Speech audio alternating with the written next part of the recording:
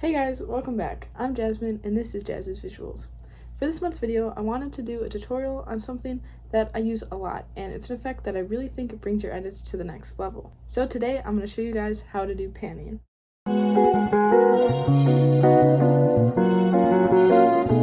So here's a normal edit without panning. Everything is done, but it still feels like something's missing. And here's that same edit with panning. It just really brings it all together and it makes it a lot smoother. So let's get into it. Okay, so as you can see, I have my edit right here, and I'm going to show you guys the panning that I use all the time for all of my edits. Okay, so the first thing you're going to do is you're going to go over to the effects and presets panel and search up motion tile, as always. Add that to your clip. And then change output width and height to 200, and then check the mirror edges box right here. And then you're gonna search up shake. Hey guys, I realized that I forgot to say for this specific tutorial, I am using the Sapphire plugin. So if you don't have that, don't worry, there's a way around that. You could still do panning without the plugin. Obviously, it would be a little bit different than what I showed you in this video. But instead of Sapphire, you can use wiggle, and then it's wiggle position, I'm pretty sure, because it comes up with a few options. But if you just choose wiggle position and then change like the amount and everything, it should still get you a good panning. It just wouldn't be with Sapphire. Yeah, should have put that in there earlier, but oh well. Let's get back to it.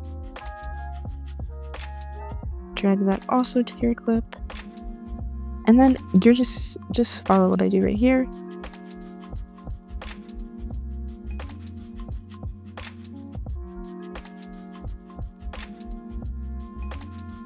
Okay, so the only thing I changed was the amplitude to .140, frequency to 1.20, and then the under tilt shake I did rand amp to 12.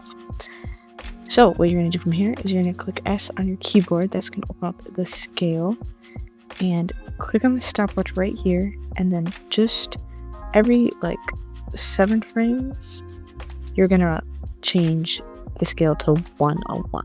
So you change that to 101, and then same thing, and then just repeat the process.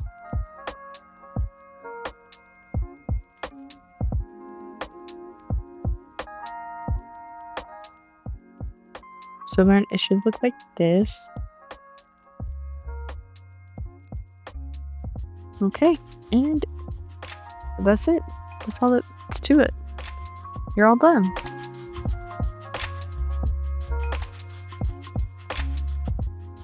Okay, I hope you guys found this video helpful, and if you have any questions or any other recommendations for videos you would like to see in the future, please leave that down below in the comment section. And as always, thank you so much for watching, and I hope to see you guys soon. Bye!